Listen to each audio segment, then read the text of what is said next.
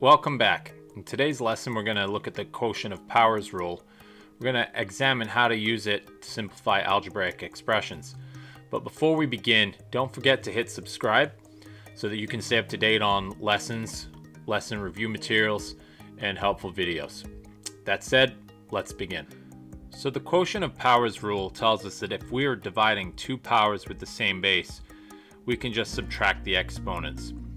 Let's take a look at why that rule works and how we get there. So in our first problem, we have 6 to the power of 5 divided by 6 cubed, resulting in an answer of 6 squared. I've expanded the numerator out of 6 to the 5th in the fraction, and it's 6 times 6 times 6 times 6 times 6. And in the denominator, we have 6 cubed expanded out in green. Now, we can see here that the numerator and the denominator have factors of 6 that match up. And we know that 6 divided by 6 is 1. And this happens 2 more times.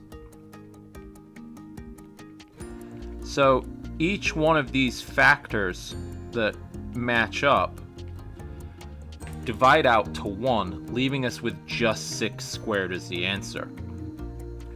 So we can see that if we have the same base in a division problem, that some of those factors will divide out to 1, leaving us with just a few factors remaining.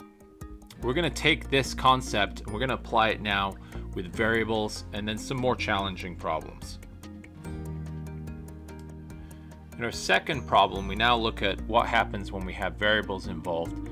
We can see the same thing's going to play out. We have x to the power of 7 in the numerator. We're dividing that by x to the power of 4 for an answer of x cubed. I've expanded the numerator out, so x to the 7th is over there on the right. We've got 7 orange x's. And in the denominator, we have x to the power of 4 in green. And again, as we saw in the numeric problem above, we have factors of x that match up. And in this case, we have 4 factors of x in the denominator and numerator that match up. And each one of these will factor out to 1. That leaves us with just the 3 x's in the numerator for an answer of x cubed. So again, when we're dividing powers with the same base, we don't have to write out this expanded form to see our answer. We can take this property and just subtract the exponents. Taking this concept a little further, we're now including coefficients in our problem, but the same thing's going to essentially play out. We know that with the variables, we can subtract the exponents. So x to the power of 6 divided x to the power of 4 would result in x squared. But you might be wondering, well, what do I do with the 8 divided by 2? Well, we can apply the same idea. 8 and 2 both have factors in common. They can both be divided by 2. 8 divided by 2 is 4. 2 divided by 2 is 1. And that leaves me with 4 divided by 1, which is 4. So our answer to this problem is 4x squared. Our last problem looks really complicated, but we're going to be able to simplify this using the same principles as we did in the other problems.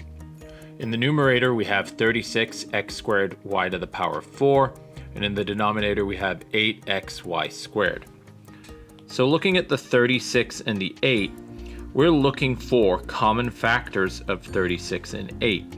While both of those values can be divided by a greatest common factor of 4. 36 divided by 4 is 9. 8 divided by 4 is 2. That means we're going to be left with 9 divided by 2 as part of our answer. We're just going to keep that as is.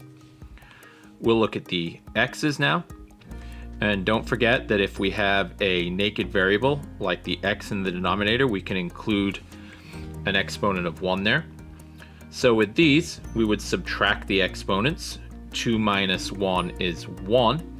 So that would leave me with just x in the numerator. And then with the y to the fourth divided by y squared, we would subtract those exponents, and 4 minus 2 is 2 for a result of y squared. So our answer is just that. It's 9xy squared divided by 2. So you can see that just by taking our time and applying those basic principles of dividing factors, we can get to these results fairly easily. So there you have it. That concludes our lesson on the quotient of powers property. In the next lesson, we'll look at the zero exponent and negative exponents. In the meantime, don't forget to subscribe so you can stay updated on all the latest videos for our class this year.